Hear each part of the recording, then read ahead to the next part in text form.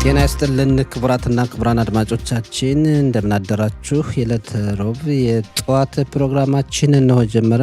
ከሁሉ አስቀድመን መልካም ቀን እንዲሆን እንመኛለን። የቴክኒክ ባለሙያችን ሞሼ ሞሽኮቪች ነው። የተከበራችሁ አድማጮቻችን በቅድሚያ የሰዓቱን ዜና እናስደምጥና የጋዜጦች አምድ ወቅታዊ ዘገባና ቃለ ምልልሶች እናቀርባለን። ቆይታችሁ እስከ ፕሮግራማችን መጨረሻ ድረስ ከኛ ጋር እንዲሆን አስቀድመን እንጋብዛለን። አሁን የሰዓቱን ዜና በቅድሚያም አርዕስተ ዜና። ጠቅላይ ሚኒስትር ቢንያሚን ኔታንያሁ የብሔራዊ ደህንነት መስሪያ ቤት ዋና ኃላፊን ጻፊ ያነግቪን ትላንት ከስልጣን አነሱ። የሐማስ ድርጅት የሁለት ዜጎችን አስከሬን ትላንት ምሽት ለእስራኤል አስተላለፈ። የአሜሪካው ምክትል ፕሬዝዳንት ጄዲ ቫንስ በእስራኤል እያካሄዱ ያለውን የስራ ጉብኝት እንደቀጠሉ ነው። የሚሉት የሰዓቱ ዋና ዋና ዜናዎች ናቸው። ዝርዝሩ እንሆ። ጠቅላይ ሚኒስትር ቢንያሚን ኔታንያሁ የብሔራዊ ደህንነት መስሪያ ቤት ዋና ኃላፊን ጻፊ ያነግቪን ትላንት ከስልጣን አነሱ። ከደረሰን ዘገባ መረዳት እንደቻልነው ጠቅላይ ሚኒስትር ኔታንያሁ ጻፊ ያነግቪን ከብሔራዊ ደህንነት ዋና ኃላፊነት ስልጣን ያነሷቸው እስራኤል በካታር የፈጸመችውን የአየር ጥቃትና ባዛ የጊዲዮን ቁጥር 2 ዘመቻን በመቃወማቸው ምክንያት ነው ተብሏል። ጻፊ ያነግቪ ይፋ ባደረጉት መልእክት ጠቅላይ ሚኒስትር ኔታንያሁ አዲስ የብሔራዊ ደህንነት ዋና መስሪያ ቤት ኃላፊ መሾም ስለሚፈልጉ የእሳቸው ስልጣን ማብቃቱን ገልጸውልኛል ብለዋል። ቃል አቀባያችን ሚካኤል ሸሜሽ ካደረሰን ዘገባ መረዳት እንደቻልነው ባለፉት ቀናት ለጻፊ ያነግቪ ስልጣን የሚያሰጋ ነገር እንደሌለና በስልጣናቸው እንደሚቀጥሉ ጠቅላይ ሚኒስትር ኔታንያሁ ቃል ገብተውላቸው ነበር ተብሏል። ከጠቅላይ ሚኒስትር ኔታንያሁ ጋር ቅርበት ያላቸው አካላት እንደገለጹት ደግሞ የመንግስትን ምስጢሮች በማውጣትና በጠቅላይ ሚኒስትሩ በተቃራኒው በመንቀሳቀስ ኃላፊ መሆናቸው ተገልጿል። ጻፊ ያነግቪ ይህ በእንዲህ እንዳለ ጻፊ ያነግቪ ጥቅምት 7 ቀን 2023 ዓ.ም ሐማስና ተባባሪዎቹ ያደረሱት ጥቃት ትልቅ ውድቀት መሆኑንና ሁኔታውን ለማጣራት ከመሰረቱ ምርመራ እንዲደረግና ከነበሩ ችግሮች ትምህርት በመውሰድ እምነት ማሳደር ይገባል ማለታቸው ተገልጿል። በጦርነቱ ለተጎዱ ወታደሮችና የሽብር ሰለባ ዜጎች ሀገሪቱ የምትመድበው በጀት ከፍ እንዲል የቀረበው ሕግ ትላንት በክኔሴቱ ጸደቀ። ከአሁን በፊት የነበረው ዓመታዊ በጀት የ70 ሚሊዮን ሸቄል ነበር። አሁን ደግሞ ወደ 160 ሚሊዮን ሸቄል ከፍ ይላል። ገንዘቡ ተጨማሪ ቁስለኛ ወታደሮችን መቀበያ ቦታዎች እንዲገነቡና አገልግሎት አሰጣጡም እንዲጨምር ያደርጋል ተብሏል። በጦርነቱ ለተጎዱ ወታደሮችና የሽብር ሰለባ ዜጎች እንዲሰጥ የሚደረገው እርዳታ በየዓመቱ እንዲጨምርም ይደረጋል ተብሏል። ረቂቅ ሕጉን ያቀረቡት የጥምር መንግስቱ የቦርድ ሊቀመንበር ኦፊር ካትዝ ሲሆኑ ለወታደሮች ሁሉም ይገባቸዋል፣ ለእኛ ሲሉ በሁሉም ግንባሮች ተዋግተዋል፣ እነሱ ቁስላቸውን በአካላቸውና በመንፈሳቸው ሁልቀን ይዘው ይሄዳሉ፣ እነሱ ለእኛ ብለው ሙሉ መስዋዕት ከፍለዋል፣ በጀቱ መጨመሩ ለነሱ ብስራት ነው፣ የበለጠ እንዲያገኙ ጥረቴን እቀጥላለሁ ብለዋል። የሐማስ ድርጅት የሁለት ዜጎችን አስከሬን ትላንት ምሽት ለእስራኤል አስተላለፈ። ሐማስ ለእስራኤል ያስተላለፋቸው ሁለት አስከሬኖችን ማንነት ለማወቅ ወደ አቡ ካቢር የሕክምና ማዕከል ተወስደው ምርመራ ተካሂዶ ማንነታቸው ተለይቷል። አንደኛው ታሚር አዳር ሲሆን ሁለተኛው ደግሞ አሬ ዛልምኖቪች ነው። ሁለቱም የኪቡጽ ኒር ኦዝ ነዋሪዎች ነበሩ። መርዶው ለቤተሰቦቻቸው ተነግሯል። የጠቅላይ ሚኒስትሩ ቢሮ ባወጣው መግለጫ የሐማስ ድርጅት በገባው የስምምነት ግዴታ መሰረት እንዲቆምና ሁሉንም አስከሬኖች እንዲመልስ እንጠይቃለን፣ ሁሉም አስከሬኖች እስኪመለሱ ድረስ የተቻለንን ነገር ሁሉ እናደርጋለን ብሏል። ይህ በእንዲህ እንዳለ በጋዛ ምድር አሁንም የ13 ዜጎች አስከሬን ይገኛል። እስራኤልና ቤተሰቦቻቸው አስከሬኖችን ተቀብለው ለሀገራቸው መሬት ለማብቃት የሚፈልጉ ቢሆንም ሐማስ በስምምነቱ መሰረት ባለመቆሙና የአስከሬኖችን መዳረሻ በትክክል አላውቅም በሚል ጊዜው ተራዝሟል። የታጋች ቤተሰቦች የቅርብ ሰዎቻቸውን አስከሬን ተቀብለው በሀገራቸው አፈር ለመቅበር እንኳ መቸገራቸው ከባሰ ሐዘን ውስጥ የከተታቸው መሆኑን ገልጸዋል። የአሜሪካው ምክትል ፕሬዝዳንት ጄዲ ቫንስ በእስራኤል እያካሄዱ ያለውን የስራ ጉብኝት እንደቀጠሉ ነው። ምክትል ፕሬዝዳንት ጄዲ ቫንስ ትላንት ከሰዓት በኋላ ነበር ወደ እስራኤል የመጡትና በቀጥታ ከቤንጎሪዮን ዓለም አቀፍ አውሮፕላን ማረፊያ ወደ ኪሪያት ጋት ከተማ ሂደው በከተማዋ በተዘጋጀው ማዘዣ በመቀመጥ የፕሬዝዳንት ዶናልድ ትራምፕን የተኩስ አቁም ስምምነት አፈጻጸም ሂደት መከታተል የጀመሩት። ምክትል ፕሬዝዳንቱ በእስራኤል እስከ ሐሙስ ይቆያሉ ተብሎ ይጠበቃል። በእነዚህ ቀናትም ከጠቅላይ ሚኒስትር ናታንያሁና ሌሎች የእስራኤል ባለስልጣናት ጋር ተገናኝተው ይወያያሉ። የአሜሪካው ምክትል ፕሬዝዳንት ወደ ሀገራችን የመጡት የተኩስ አቁም ስምምነቱን ለማስጠበቅና እስራኤልና ሐማስ ወደ ሁለተኛው ዙር ስምምነት እንዲያልፉ ለማድረግ ነው ተብሏል።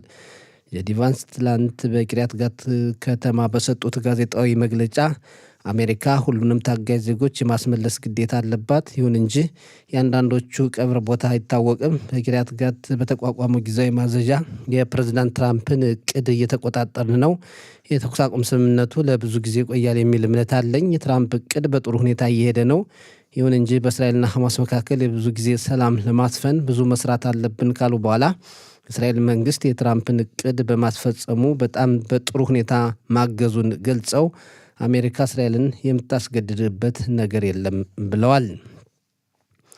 በፕሬዝዳንት ዶናልድ ትራምፕ የእስራኤልና ሐማስ ሁለተኛ ዙር የተኩስ አቁም ስምምነት ዙሪያ በአሜሪካ ግብፅና እስራኤል መካከል የሀሳብ ልዩነት መኖሩ ተገለጸ። አሜሪካውያን ሁለተኛው ዙር ስምምነት እንዲጀምር ይፈልጋሉ። ግብፅ ደግሞ ወደ ጋዛ ዓለም አቀፍ ኃይል ለማስገባት ፍላጎት አላት ተብሏል። እስራኤል በበኩሏ በአሁኑ ወቅት ወደ ጋዛ የውጭ ኃይል መግባቱን ትቃወማለች። ሐማስ ያለ ውጭ ኃይል እርዳታ ተጨማሪ አስከሬኖችን ለእስራኤል የማስመለስ የመስጠት አቅም አለው የሚል ሀሳብ አላት ተብሏል። አንድ የእስራኤል ደህንነት ጥበቃ ባለስልጣን ለግብፅ የመረጃ ድርጅት ኃላፊ ትላንት እንደገለጹት ከሆነ እስራኤል የታገቱ ዜጎች አስከሬኖች የት እንደተቀበሩ ትክክለኛ መረጃ አስተላልፋለች። ይሁን እንጂ ሐማስ አስከሬኖችን በመመለሱ ዙሪያ ጊዜ እንዲወስድ እያደረገ ነው በማለት አሳስበዋል። የግብፅ የመረጃ ድርጅት ኃላፊ ትላንት ወደ ሀገራችን በመምጣት ከእስራኤል ባለስልጣናት ጋር ተመካክረው መመለሳቸው ይታወሳል። የጋዛው ጦርነት ካበቃ በኋላ ጋዛን ለጊዜው የሚያስተዳድረው አካል ሐማስ የራሱን ሰዎች ማስገባቱ ተገለጸ።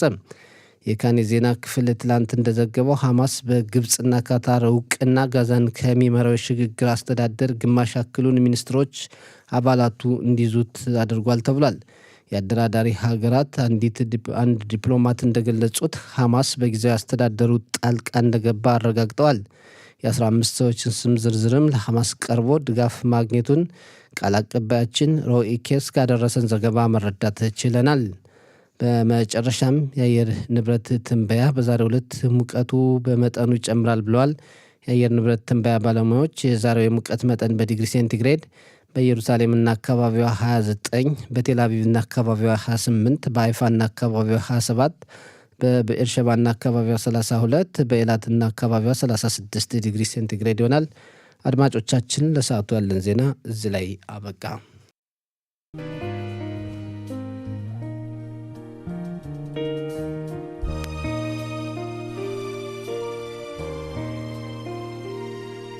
የተከበራችሁ አድማጮቻችን ከዚህ ቀጥለን የዛሬ ጋዜጦች ለአንባቢያን ይዘዋቸው ከቀረቡ በርካታ ዘገባዎች መካከል ዋና ዋና ናቸው ያልናቸውን ርዕሰ ጉዳዮች በአጭሩ እናቀርባለን። የኢትዮ ታህሮኖት ጋዜጣ በዛሬ ዘገባው ትኩረት ያደረገው የብሔራዊ ደህንነት ጥበቃ ቢሮ ኃላፊ ሆነው ያገለገሉት ጻፊ ያነግቢን ጠቅላይ ሚኒስትር ናታንያሁ ከስልጣን ማንሳታቸውን ነው። እንደ ጋዜጣው ዘገባ ናታንያሁ የሻባክ ድርጅት ኃላፊ የነበሩትን ሮኔን ባርን ካባረሩ በኋላ ኢታማዦር ሹሙን ሄርዚ ሃሌቪን ከስልጣን አነሱ። ትላንት ደግሞ የብሔራዊ ደህንነት መስሪያ ቤት ኃላፊውን ጻፊ ያነግቢን ከስልጣን አንስተዋል። ጎን ለጎን ደግሞ የተቃውሞ ሰልፎችና የፍትህ ስርዓቱን የሚመረምር ኮሚቴ እንዲቋቋም ጥረት እያደረጉ ነው ብሏል። ናታንያሁ ጻፊ ያነግቢን ከስልጣን ያነሷቸው በካቢኔው ውይይቶች ከእሳቸው ጋር አለመግባባቶች ነበሩ። የናታንያሁ ልጅ ያኢርና ባለቤታቸው ሳራም በጻፊ ያነግቢ ደስተኞች አልነበሩም ብሏል። ጻፊ ያነግቢን በመተካት ምክትላቸው ጊል ራይህ ለጊዜው ተጠባባቂ የብሔራዊ ደህንነት መስሪያ ቤት ዋና ኃላፊ ሆነው እንዲያገለግሉ መመረጣቸውን የኢትዮ ታህሮኖት ጋዜጣ ዘግቧል።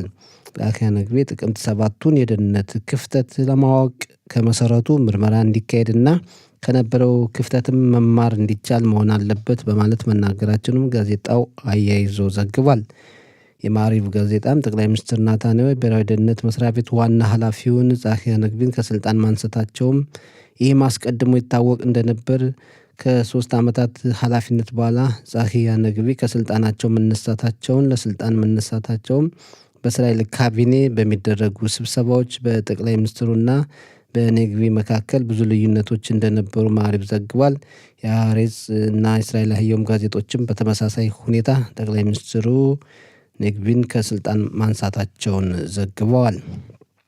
የኢዲዮት አህሮኖት ጋዜጣ ከዘገባቸው ርዕሰ ጉዳዮች መካከል አንዱ የጠቅላላ ደህንነት ጥበቃው ሻባክ ማለትም በዕብራይስጡ በምህጻረ ቃል ሻባክ ማለትም ሽሩት የቢታሆን ሀክላሊ እየተባለ የሚጠራው ድርጅት በ2024 ዓ.ም መጨረሻ አካባቢ ጠቅላይ ሚኒስትር ናታንያሁንና የብሔራዊ ደህንነት ጥበቃ ሚኒስትር ቤንግቪርን አስጠንቅቆ ነበር። የቤንግቪር መግለጫዎች ታጋሽ ዜጎችን አደጋ ላይ ይጥላል ብሎም ነበር። ያም ሆኖ ቤንግቪር የፍልስጤማውያን እስረኞች ሁኔታ በማካበድ ቀጥለው እንደነበር የኢዲዮት አህሮኖት ጋዜጣ ዘግቧል። ማስጠንቀቂያው ቸልተኝነቱና በቤንግቪር መግለጫዎችና እርምጃዎች ምክንያት በታጋሽ ዜጎች ላይ የደረሰው ችግር እንግልት በሚል የኢዲዮት አህሮኖት ጋዜጣ ሰፊ ዘገባን አቅርቧል። የጠቅላይ ሚኒስትሩ ቢሮ በቀረበው ዘገባ ዙሪያ ምላሽ ለመስጠት ፈቃደኛ አለመሆኑን ጋዜጣው ጨምሮ ዘግቧል። ሌላው የታጋይ ዜጎች አስከሬን ወደ እስራኤል እየመጣ የቀብር ስነስርዓታቸውም በሀገራቸው ምድር እየተፈጸመ ነው። ታል ሃይሚ የተባለው እስራኤላዊ አስከሬን ወደ እስራኤል መመለሱን እንዲሁም ሮኔን አንግል የተባለው ግለሰብ አስከሬን ተመልሶ ትላንት የቀብር ስነስርዓቱ መፈጸሙን የሮኔን ልጅ ዩቫል ለአባቷ የመጨረሻ ንግግር አድርጋለች። እሷም ከእናቷ ጋር ተጠልፋ በመጀመሪያው ዙር ስምምነት መለቀቋ ይታወሳል። አባቷ ጀግና እንደነበር በቀብር ስነስርዓቱ ወቅት ንግግር ማድረጓን የኢዲዮት አህሮኖት ጋዜጣ ዘግቧል። ሌላው የጉንፋን ወረርሽኝ የሚከሰትበት የክረምት ጊዜ ተቃርቧል። የክረምቱ ሰዓትም የፊታችን ቅዳሜ ለእሁድ አጥቢያ ሌሊት 1 ሰዓት ላይ ይለወጣል። በክረምቱ ወራት እድሜያቸው ገፋ ላለ አዛውንት ዜጎች ክትባት አስፈላጊ መሆኑን በተለይ ከ65 ዓመት በላይ የሆናቸው ሰዎች ቢከተቡ የሚመከር መሆኑን ባለፈው ዓመት ከ65 ዓመት በላይ የሆናቸው አብዛኞቹ 54 ከመቶ የሚሆኑት ሰዎች በጉንፋን ወረርሽኝ መጠቃታቸውና በቸልታ መመልከት የማይገባ መሆኑን ባለፈው ዓመት ከ6000 በላይ ዜጎች በጉንፋን ወረርሽኝ ምክንያት በየሆስፒታሎች ተኝተው ሕክምና ለመቀበል መገደዳቸውን የኢዲዮት አህሮኖት ጋዜጣ ዘግቧል። ሌላው የአሜሪካው ምክትል ፕሬዝዳንት ጄዲ ቫንስ በእስራኤል የሥራ ጉብኝት እያካሄዱ መሆኑን ሁሉም ጋዜጦች ዘግበዋል። ቫንስ በኪሪያት ጋት ከተማ ጊዜያዊ ወታደራዊ ማዘዣ ተቀምጠው የጋዛን ወቅታዊ ሁኔታ በእስራኤል ቴክኖሎጂዎች አማካኝነት እየተከታተሉ ይገኛሉ። ትላንት በኪሪያት ጋት ከተማ ሆነው ጋዜጣዊ መግለጫ ሰጥተዋል። የተኩስ አቁም ስምምነቱን ለብዙ ጊዜ ለማስጠበቅ በርካታ ስራዎችን መስራት የሚገባ መሆኑንም ገልጸዋል። የአሜሪካ መንግስት መልእክተኞችም ዊትኮፍ እና ኩሽነር እስራኤል ይገኛሉ። ዊትኮፍ ካሰብነው በላይ ተንቀሳቅሰናል ብለዋል። ምክትል ፕሬዝዳንቱ ግን ብዙ ጊዜ ሊጨርስ ይችላል ብለዋል። የአሜሪካው ምክትል ፕሬዝዳንት ቫንስ በእስራኤል እያደረጉ ባለው የስራ ጉብኝት ምክንያት በቂርያት ጋት ከተማ እንዲሁም በኢየሩሳሌምና አካባቢዋ የመንገዶች መዘጋትና የትራፊክ መጨናነቅ ይኖራል። የአሜሪካው ምክትል ፕሬዝዳንት ዛሬና ነገ ከጠቅላይ ሚኒስትር ናታንያሁና ሌሎች ባለስልጣናት ጋር ተገናኝተው ይወያያሉ ተብሎ እንደሚጠበቅ ሁሉም ጋዜጦች ዘግበዋል። ጠቅላይ ሚኒስትር ናታንያሁ በተጠረጠሩባቸው ጉዳዮች ፍርድ ቤት የቀረቡ ምላሽ በሚሰጡባቸው ወንጀል ክሶች እንዲሰረዙላቸው በሊኩድ ፓርቲ ስር የሚገኙ ሚኒስትሮች ለፕሬዝዳንት ሄርጾግ ደብዳቤ መጻፋቸውን ማዕሬፍ ዘግቧል። ሌላው የተባበሩት መንግስታት ድርጅት በበጀት ችግር ላይ ይገኛል። ብዙ ሀገራት ለድርጅቱ በጀት እያስተላለፉ አይደለም። የድርጅቱ ዋና ጸሐፊ አንቶኒዮ ጉቴሬዝ ከፍተኛ የበጀት እጥረት እንዳለ እያስጠነቀቁ ነው። በ2026 ዓ.ም ለተባበሩት መንግስታት ድርጅት ስራ ማስፈጸሚያ ከ3.7 ቢሊዮን ዶላር በላይ በጀት የሚያስፈልግ ቢሆንም አባል ሀገራት ባለመክፈላቸው ምክንያት በጀቱ ወደ 3.2 ቢሊዮን ዶላር ዝቅ እንዲል ተደርጓል። በአጠቃላይ ድርጅቱ በከፍተኛ የበጀት ችግር ውስጥ እንዳለ ማዕሬፍ ዘግቧል። የሃአሬጽ ጋዜጣ በመንግስትና የመንግስት ህግ አማካሪው መካከል ያለውን አለመግባባትና የህግና ፍትህ ሚኒስትር ያሪቭ ሌቪን ከህግ አማካሪዋ ጋሊ ባህራብ ሚያራ ጋር መገናኘት ማቆማቸውን ዘግቧል። ሃአሬጽ የቀድሞ የፈረንሳይ ፕሬዝዳንት ኒኮላይ ሳርኮዚ የ5 ዓመት እስራት ተፈርዶባቸው እስር ቤት ገብተዋል። የተወነጀሉትም ለምርጫ ማስኬጃ ከሊቢያ ገንዘብ ተቀብለዋል ተብለው ነው። ብዙ የፈረንሳይ ዜጎች ሳርኮዚን ከቤታቸው ሲወጡ ጠብቀው ድጋፋቸውን ገልጸውላቸዋል። የፈረንሳይ ፕሬዝዳንት እንደነበሩ ሳይሆን እንዳንድ የፈረንሳይ ተራ ዜጋ ከወንጀል ነጻ መሆናቸውን ለሀገሪቱ ህዝብ መናገር የሚፈልጉ መሆኑን ገልጿል ብሏል ሃሬጽ። የእስራኤል አየም ጋዜጣም የአሜሪካ ምክትል ፕሬዝዳንትና አማካሪዎቹ የእስራኤል ጉብኝት ትላንት ምሽት 2 አስከሬኖች ከጋዛ ወደ እስራኤል መመለሳቸው፣ ጠቅላይ ሚኒስትር ናታንያሁ የብሔራዊ ደህንነት መስሪያ ቤት ዋና ጸሐፊ ጻፊ ነግቢን ከስልጣን ማንሳታቸውንና መሰል ጉዳዮችን ዘግበዋል። ሁሉም ጋዜጦች በስፖርት አምዳቸው የዘገቡት ቢኖር በእስራኤል የቅርጫት ኳስ ታሪካዊ አሸናፊነት ተከስቷል። የአውሮፓ የተለያዩ ሀገራት የቅርጫት ኳስ ቡድኖች ከእስራኤል አቻዎቻቸው ጋር በእስራኤል እንዲጫወቱ ተወስኗል። የአውሮፓ ሊግ አመራር ይህን ውሳኔ ማስተላለፉ ለእስራኤል ታሪካዊ አሸናፊነት ነው። የቅርጫት ኳስ ቡድኖች በጦርነቱና ሌሎች ተያያዥ ጉዳዮች ምክንያት በእስራኤል ጨዋታዎችን አያደርጉም ነበር። በቅርጫት ኳሱ የተጀመረው ጥሩ ውሳኔ በእግር ኳሱም ይኖራል የሚል እምነት መኖሩን ሁሉም ጋዜጦች በስፖርት አምዳቸው ዘግበዋል።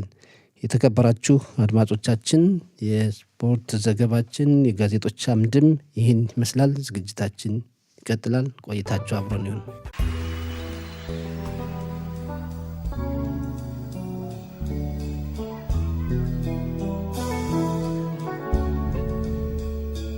የተከበራችሁ አድማጮቻችን ስርጭታችን እንደቀጠለ ነው። አሁን በተለያዩ ወቅታዊ ጉዳዮች ለመወያየት የቀድሞው የክኔሴት አባልና በአሁኑ ሰዓት በትምህርት ዘርፍ ከሚሰራው አቶ ፈንታሁን ስዩም ጋር ቃለ ምልልስ እናካሄዳለን። ጤና ይስጥልን። እንደምን አደርክ አቶ ፈንታሁን? ሰላም ጤና ይስጥልኝ ሰጠኝ። እንዲሁም ለአድማጮች ጤና ይስጥልን። በጣም እናመሰግናለን። ምንም ችግር የለም። ጥሩ። በሀገር ውስጥ ትልቅ ጉዳይ እንጀምርና ጠቅላይ ሚኒስትር ናታንያሁ በስራቸው አብረው የሚሰሩ ሚኒስትርም አድርገው የተለያዩ የስልጣን ሹመትን የሰጧቸውን አካላት ከስራ የማሰናበቱን ሁኔታ እንደቀጠሉበት ነው። ትላንትም ጻፊ ነግቪን ከስልጣን እንዳነሱ ሰምተናል። ሄርዚ ሃሌቪ አሁን በፊት ተነስተዋል። ዩሊ ኤድልሽታይን እንደዚህ እያሉ የዋፍ ጋላንት እንዴት ነው ይህ ነገር? ጠቅላይ ሚኒስትሩ ጋር አለመተማመን ነው? በስራቸው ደስተኛ አለመሆን ነው? የቅርብ ሰዎች ናቸው መቼም እንግዲህ ወደ ሚኒስትርነት የሚመጡትና ለምን ይሆን?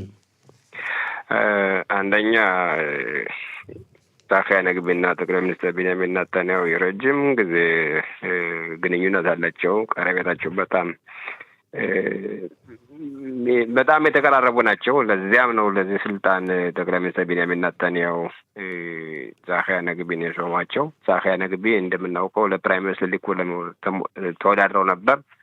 ሳይሳካ ስለቀረ ለዚህ ስልጣን ጠቅላይ ሚኒስትር ቢንያሚን ኔታንያሁ ናቸው የሾሟቸው።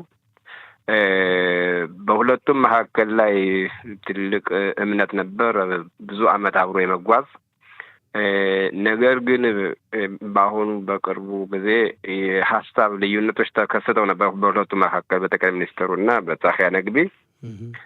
ለምሳሌ ወደ ይሄ የጊዶን ዘመቻ የሚለው የኛ ወታደሮች ወደ ጋዛ አይግቡ በሚለው ጉዳይ ጻፊ ነግቢ ይሄን አይደግፉም ነበር።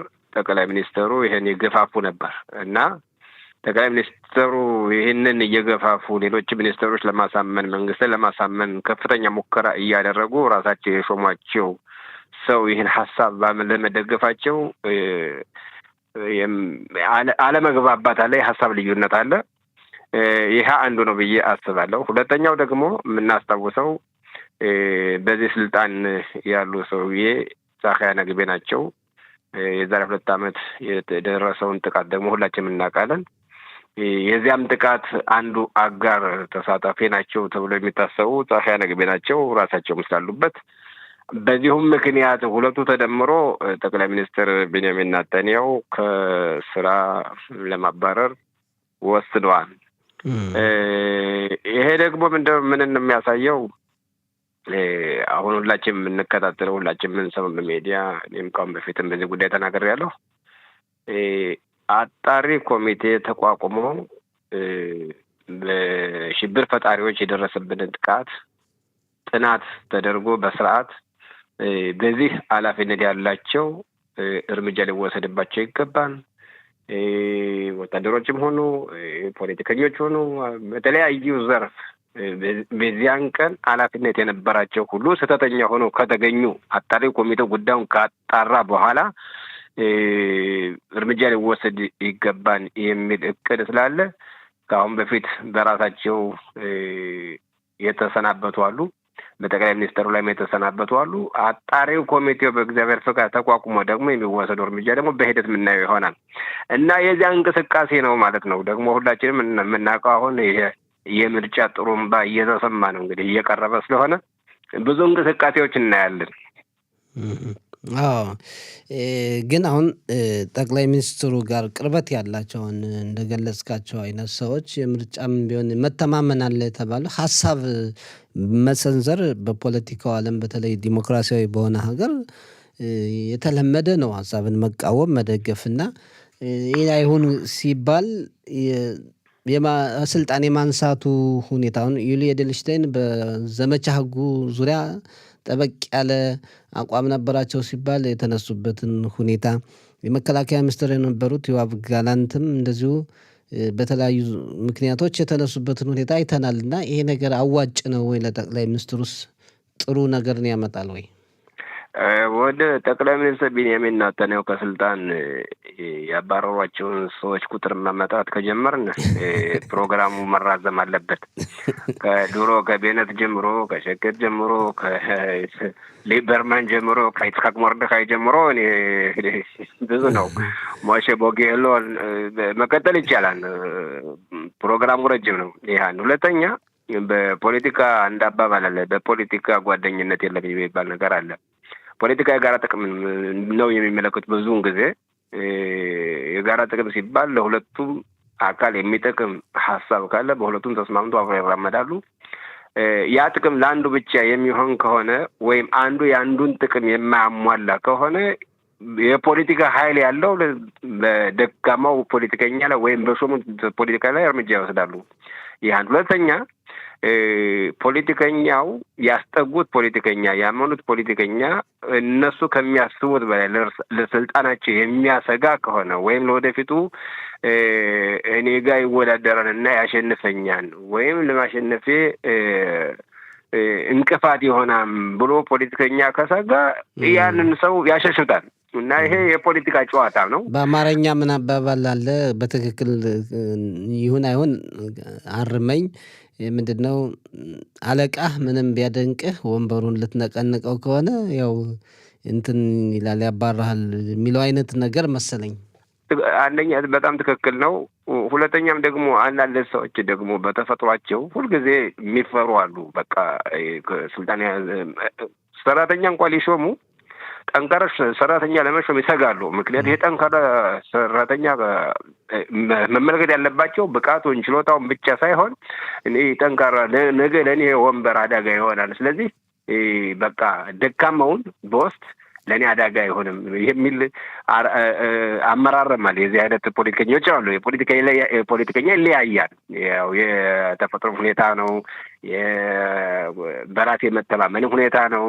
በተፈጥሯቸው ደግሞ ሰው የማያምኑ ሰዎች አሉ። ሁልጊዜ ሰውን የሚጠራጠሩ ሰዎች አሉ። በዚህ የሚታሙ ናቸው ደግሞ ጠቅላይ ሚኒስትር ቢንያሚን ኔታንያሁ ሁልጊዜ እምነት ላይ ብዙም አያምኑ። ሁልጊዜ በጥርጣሬ ነው የሚኖሩ። ይሄም አንዱ ምክንያት ሊሆን ይችላል እንጂ በስልጣን ሆኖ ይህን ያህል ባለስልጣን አብሮ መስራት አይችልም እያሉ ጊዶን ሳር ሁላችን እናስታውሳለን። እንዴት እንደወጣ እንዴት እንደተመለሰ። አንዳንድ ጊዜ ደግሞ የሚገርመው ፖለቲካ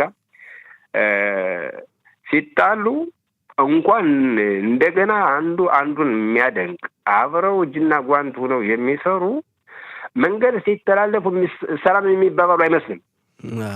አሁን ሁላችንም የምናስታውሰው ጊዶን ሳር ከሊኩድ ወጥቶ ሌላ ፓርቲ ሲያቋቁም ስለ ቢንያሚን ኔታንያሁ የተናገረው ንግግር ስታዩት እነዚህ ሰዎች በህይወት በቃ ዛሬ አብረው ነው የሚሰሩት እና አንዳንዴ በመድረክ ወጥተው አንዱ አንዱን ሲያደንቅ እኔ ይገርመኛል። ይሄና ፖለቲካ አንዳንድ ጊዜ ጨዋታ ነው። ቁማር ጨዋታ በለው ዝም ብለህ እንግዲህ የቁማር ጨዋታ ነው። ከዚህ ግን የኛ ማህበረሰብ በተለይ ሁላችንም አማርኛ ተናጋሪዎች ከኢትዮጵያ የመጣን በተለይ ከዚህ ልንማር ይገባል። የኛ ሰዎች አንዳንድ ጊዜ ባረባባ ነገር እኔ እውነቴን ነው። አንዳንድ ጊዜ ለምሳሌ ሰርግ ጠርቼው ሳይመጣ ቀር ምናምን ነገር በቃ እኔ በቀላሉ ነገር ሰው ይቀያየማል። ብዙ ጊዜ የማይነጋገር ሰው አለ። እንዲሆን ትልቅ አባባል በሌላ ቋንቋ የሌለ በሌላ ባህል የሌለ ስሞት ከቀበሌ እንዳይቁም የሚባል ንግግር ሁሉ አለ በኛ ጭከና ይሄን ያህል እና እውነቴን ነው። በተፈጥሮ ሰው ይቅር ባይ መሆን አለብን። ይቅር ባይ መሆን ደግሞ የትልቅነት መግለጫ ነው እንጂ የደካማነት መግለጫ አይደለም። በሀሳብ የተሻለ ሆኖ መገኘት፣ በአመለካከት የተሻለ ሆኖ መገኘት ነው እንጂ እንዲያው ለማናቸውም ቅሬታ ሁሉ ቂም ይዞ ያንን ይሄ እኮ በሽታ እኮ ነው። እኔን ካልመሰለ በቃ እንደ ጠላቴ ነው ማየው አይነት አካሄድ አንዳንድ ጊዜ እንመለከታለን። ቢቆም ጥሩ ነው። እውነትህን ነው።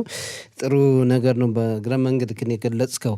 ሌላው ትላንትና 2 አስከሬኖች ተመልሰዋል። አሁንም ወደ 13 የሚሆኑ አስከሬኖች ይቀራሉ። የጋዛ ሰርጥ ሁኔታም በጣም አሳሳቢ ነው። እንደምናየው እንደጠበቅነውም አይደለም። ጋዛን መልሶ ሐማስ እየተቆጣጠረ ያለበትን አሁን እንዲያው ከጊዜው አስተዳደር ራሱ ግማሽ ያክሉን የእሱን ሰዎች እንዳስገባ ነው ውስጥ ለውስጥ የሚነገረውና እንዴት ነው ያን ሁሉ መስዋዕት ተከፍሎ ዞሮ ሐማስ እንደዛ ከሆነ ምን ውጤት አመጣን ማለት ይቻላል? በመጀመሪያ ደረጃ ትልቁ የምስራች ተጠልፈው የነበሩ ዜጎቻችንም ወታደሮቻችንም በሕይወት ያሉት በሙሉ መመለሳቸው አንድ ትልቅ የምስራች ነው። እኔ በእውነት በጣም እጠራጠር ነበር። ሁለተኛው ደግሞ ወደ 15 የሚሆኑ አስክሬኖች አልተመለሱም በጋዛ ያሉ። ሶስተኛ ሐማስ ራሱን ከስልጣን አውርዶ መሳሪያውን ያስረክባል፣ መሳሪያ ያወርዳል ማለት ይሄ እንዲያው ዝም ብሎ አላለም ሰማይ በባላ ነው። በፍጹም ሊሆን አይችልም። ይሄ ራሳቸው የሚያምኑበት ነው። ሞተን እንጸድቃለን ብሎ የሚያምኑ ሰዎች ናቸው። የእስራኤልን ዜጋ ማናቸውንም ሴትም ሆነ ወንድም ሆነ ገለህ በሰማይ ትጸድቃለህ የሚል አጀንዳ እምነት ነው ያላቸው እና እነዚህ ሰዎች ይቀየራሉ ብሎ ማሰብ ኋላ ቀርነትና እኔ እንጃ የዋህነት ነው ብዬ ነው የማስበው። እነሱ ሊቀየሩ አይችሉም። ግን ለእኛ ትልቅ ክፍተት የሆነው ለጦር መከላከያም ሆነ ለመንግስት ውሳኔ ለመወሰን የሚያመቸው አሁን በሕይወት ያሉት ዜጎቻችን ወደ ቤታቸው ወደ ሀገራቸው መመለሳቸው ነው። አሁን የእስራኤል የጦር መከላከያ እርምጃ ቢወስድ በጋዛ ላይ እንደ ድሮ ከዚህ ህንጻ ምናልባት የተጠለፉ ዜጎች ይኖራሉ። በጥንቃቄ ከዚያ በጥንቃቄ ከዚህ በጥንቃቄ እያል ነው። አንዱ ምክንያት የሆነው ጦርነቱ የተራዘመበት አንዱ ምክንያት ይሄ ነው እና አሁን ሐማስ ወጥመድ ውስጥ ገብቷል። በአንድ በኩል አረብ ሀገሮች፣ መካከለኛው ምስራቅ የሚኖሩት አረብ ሀገሮች ለምሳሌ ግብፅም ሆነ ቱርክም ሆነ ቃጣርም ሆነ ለፕሬዚዳንት ትራምፕ እኛ ሀሳቡን እንደግፋለን ብለው ሐማስን እናሳምናለን ብለው ቃል ገብተዋል። የእነሱን ሀሳብ ካልደገፈ ደግሞ ሐማስ ብቻውን ሊቀር ነው። ኢራን ተንኮታኩታለች እንደምናውቀው። እንደ ድሮ ደጀን መሆን ጋሻ መሆን አትችልም እና ሐማስ አሁን በመጨናነቅ ነው ያለው። ወዶም አይደለም ሀያዎችን እኮ የተጠለፉትን የመለሰው። እንዲያው እኛን አፍቅሮ አይደለም፣ እንዲያው ለእስራኤሎች ተቆርቆሮ አይደለም፣ ተጨንቆ ነው ተጠቦ ነው እና አሁን ወጥመድ ላይ ስላለ ያለው አማራጭ በተለያዩ መንገድ ያለውን ስልጣኑን መቀጠል፣ መሳሪያውን አለማውረድ። አሁን ደግሞ ባለው ስምምነት ምንድን ነው ጋዛ የሚያስተዳድሩ የጦር ወታደሮች ከቱርክ ከግብፅ እንዲሁም ከሌላ ከአረብ ሀገሮች መጥተው ስርዓት ያስይዛሉ። ጋዛ ሐማስ ከስልጣን ይወርዳል የሚል ስምምነት ነው ያለ።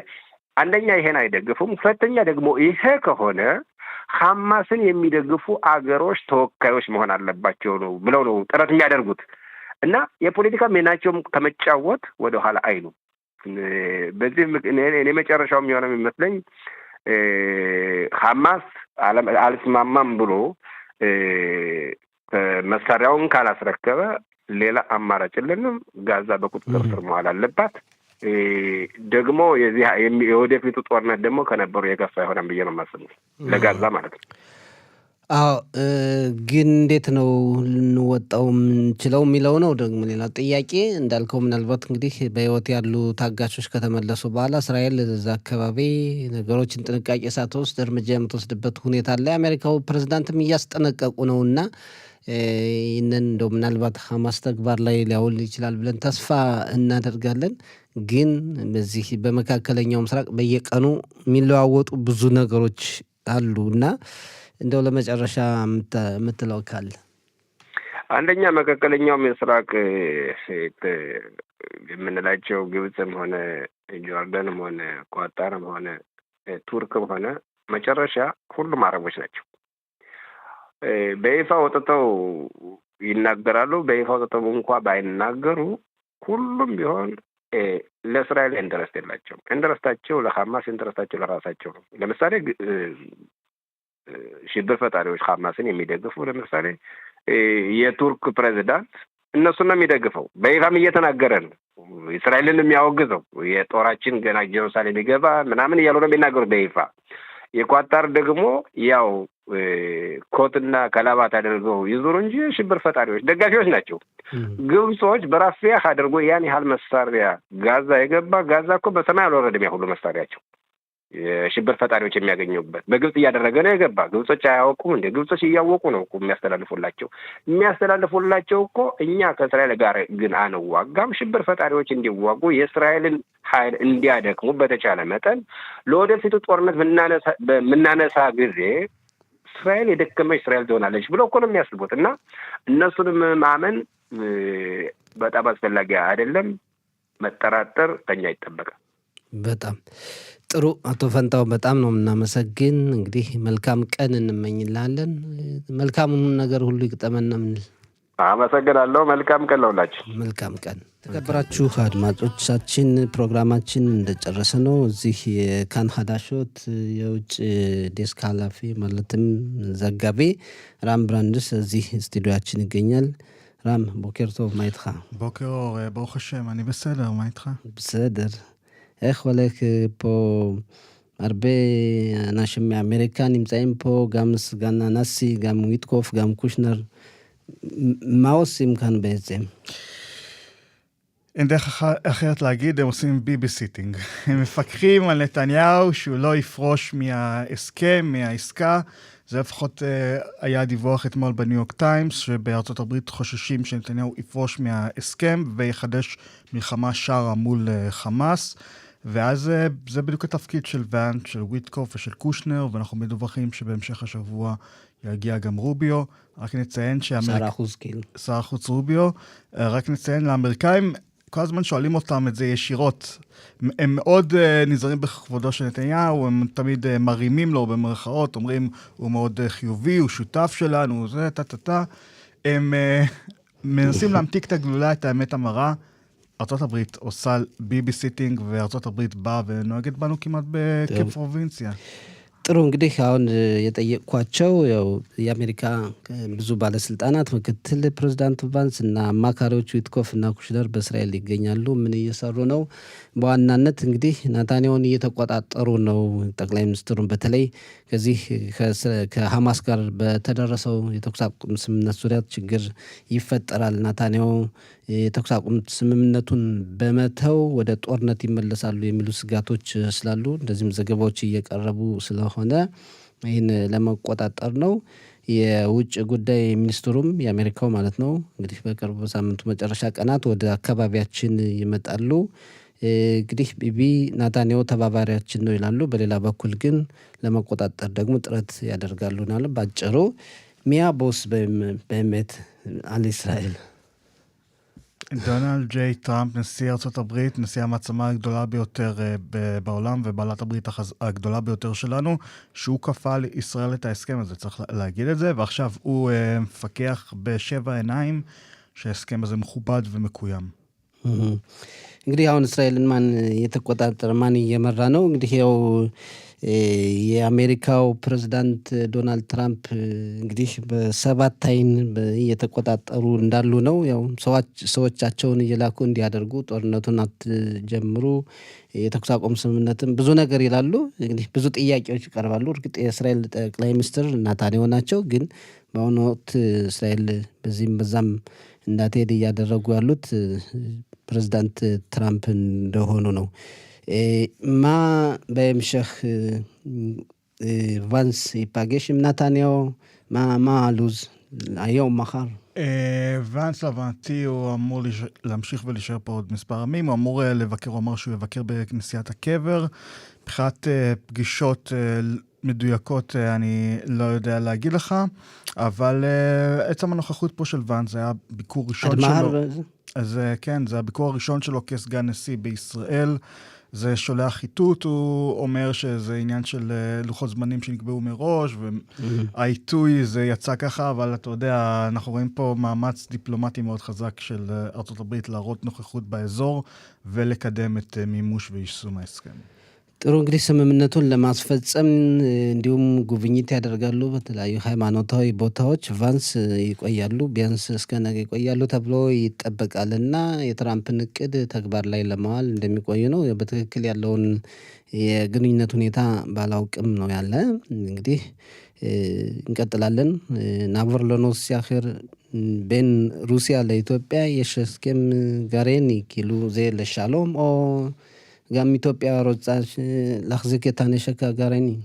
זו שאלה מצוינת, אז שר החוץ האתיופי גדעון טימותאוס טימותאוס, אז הוא מבקר בימים האחרונים ברוסיה, ואתמול הייתה לו מסיבת עיתונאים עם לברוב, עמיתו הרוסי, שם באמת הוכרז על הסכם להקמת כור גרעיני לצרכי שלום, תחנת כוח גרעינית באתיופיה, בשת"פ עם רוסיה.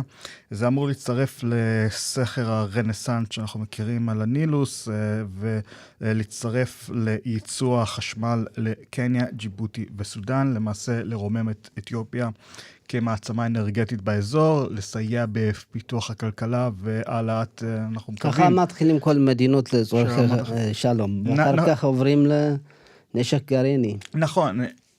כן, זה הרבה פעמים המצב, צריך לזכור למשל איראן, אנחנו מדברים על התוכנית הגרעין של איראן, זה לא מאתמול ולא מהיום, עוד מתקופת השעה היה כור גרעיני לצרכי שלום, זה תמיד כאילו הסטפינג סטון לעבר, אפשרי לעבר נשק גרעיני, אז זה משהו שצריך לשים לב אליו. טוב, אני אתרגם אותך. እንግዲህ በሩሲያና ኢትዮጵያ መካከል በተለይ ደግሞ የዚህ የኒውክሌር ቅድን በተመለከተ ስምምነት እንደተደረገ ነው። የኢትዮጵያው የውጭ ጉዳይ ሚኒስትር ጊዲዮን ጢሞቴዎስ በሩሲያ ነበሩ። ከሩሲያው አቻቸው ላቭሮቭ ጋር ተገናኝተው ለሰላማዊ አገልግሎት የሚውል የኒውክሌር ፕሮግራም ለመስራት ኢትዮጵያና ሩሲያ እንደተስማሙ ነው። እንግዲህ ኢትዮጵያ ከዚህ የኒውክሌር መብራትም የተለያዩ ነገሮችን ለመስራት ፍላጎት አላት። የህዳሴ ግድብም አለ። በአካባቢው እንግዲህ በኃይል ማመንጫ ክፍል ከፍተኛውን ቦታ ለመያዝ ነው የምትፈልግ። ይህንን የኒውክሌር እቅድ ሀገራት ሲጀምሩት ለሰላማዊ አገልግሎት ነው የሚሉ ኢራንን እንደ ምሳሌ መውሰድ ይቻላል። ከአሁን በፊትም ኢራን እንደዚህ ለሰላም አገልግሎት የሚውል ነበራት። ይህን ነው ተመሳሳይ ሁኔታ ያለው። נעבור לנושא אחר, מה עם המלחמה בין רוסיה לאוקראינה? מתי תהיה הפסקת אש שם?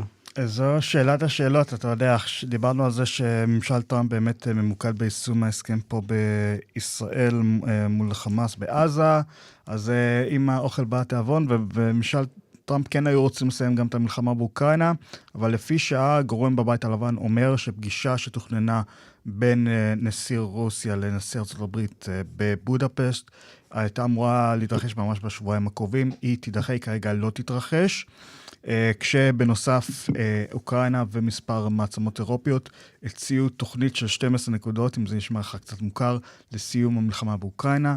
מדובר שם על הקמת מועצת שלום בהובלת הנשיא טראמפ, על מימון עבודות השיקום והבנייה מחדש של אוקראינה, וצירופה לאיחוד האירופי בסופו של דבר. טוב, እንግዲህ የሩሲያና የዩክሬን ጉዳይስ እንዴት ነው? በዛ አካባቢስ መቼ ነው የተኩስ አቁም ስምምነት ሊደረግ የሚችለው ብዬ ለጠየቁት ራም የመለሰው የአሜሪካው ፕሬዝዳንት ዶናልድ ትራምፕ አሁን ትኩረት እያደረገው እየሰሩ ያሉት በእስራኤልና ሐማስ መካከል የተደረሰበትን የተኩስ አቁም ስምምነት ለማድረግ ነው። በሌሎች ጉዳይ ትኩረት እያደረጉ አይደለም። በሩሲያና አሜሪካው ፕሬዝዳንት መካከል በቡዳፔስት በቅርብ ሳምንታት ውስጥ ግንኙነት ይሆናል ተብሎ ነበር። ይህ ነገር ለሌላ ጊዜ መራዘሙን ነው የገለጸው።